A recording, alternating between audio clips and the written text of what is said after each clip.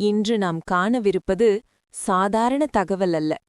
கலியுகத்தின் இறுதி எப்படி இருக்கும் என்பதைக் குறித்து பகவான் கிருஷ்ணர் கருடனிடம் எடுத்துரைத்த கருட புராணத்தின் விளக்கமே இது. இந்த காணொளி கலியுகத்தின் முடிவிலிருந்து தொடங்கி அதன் ஆரம்பத்திற்குள் பயணித்து முடிவடைகிறது.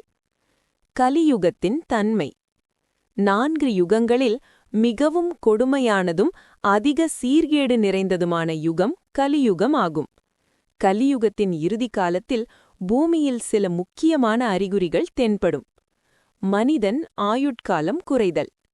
முதலாவது அறிகுறி மனிதனின் ஆயுட்காலம் மிகக் குறைவதாக மாறுதல். மனிதர்களின் சராசரி ஆயுள் படிப்படியாக குறைந்து அதிகபட்சமாக 20 ஆண்டுகள் மட்டுமே ஆகும். சிறுவயதிலேயே முடி நரையத் தொடங்கும். 12 வயதிலேயே உடல் சுருங்கி பலவீனமடையும். இயற்கைக்கு முரணான சமூக நிலை.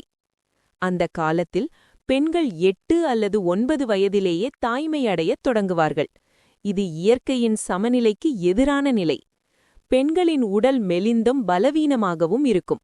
குழந்தைகள் மிகக் குறைவாகவே பிறப்பார்கள். பிறக்கும் குழந்தைகளையும் சரியான முறையில் வளர்க்க முடியாத அவல நிலை உருவாகும். இதனால் சமூகத்தில் குழப்பமும் அதிருப்தியும் அதிகரிக்கும். ஒழுக்கச் சீர்கேடு. கலியுகத்தில் பக்தியுள்ள பெண்களைக் காண்பது அரிதாகிவிடும். ஒழுக்கமும் நெறிமுறைகளும் மறக்கப்பட்டு அநாகரீகமான பழக்கங்கள் பெருகும். ஒரு பெண் ஒரே நேரத்தில் பல ஆண்களை திருமணம் செய்யும் நிலை கூட உருவாகும். இது சமூக ஒழுக்கத்தின் முழுமையான வீழ்ச்சியைச் சுட்டிக்காட்டும் முக்கிய அறிகுறியாக இருக்கும். இறைமறுப்பு மற்றும் பண்பாட்டு வீழ்ச்சி. மக்கள் கடவுளையும் பண்பாட்டு சடங்குகளையும் முற்றிலும் புறக்கணிப்பார்கள்.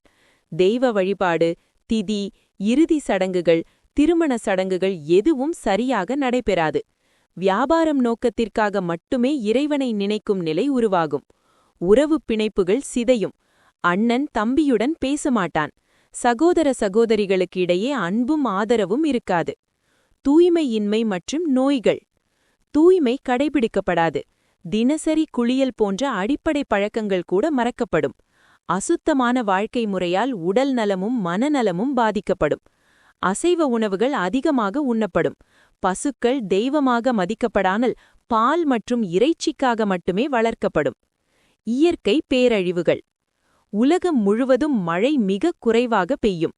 மரங்கள் காய்க்காது. விவசாயம் அழியும். தானியங்களும் பழங்களும் உற்பத்தியாகாது. பசி மற்றும் தாகத்தால் மனிதர்கள் படிப்படியாக அழிந்து போவார்கள். அந்த காலத்தில் மனிதர்களுக்கு கிடைக்கும் ஒரே பால் ஆட்டுப்பால் மட்டுமே ஆகும். கலியுகத்தின் முடிவு. கலியுகம் தனது இறுதி கட்டத்தை அடையும்போது பகவான் விஷ்ணு சூரிய கதிர்களில் அமர்ந்து பூமியில் உள்ள அனைத்து நீரையும் உறிஞ்சுவார். அதன்பின் வானில் 12 சூரியர்கள் தோன்றுவார்கள். உலகம் கடும் வெப்பத்திற்கு உள்ளாகி அனைத்தும் எரியத் தொடங்கும்.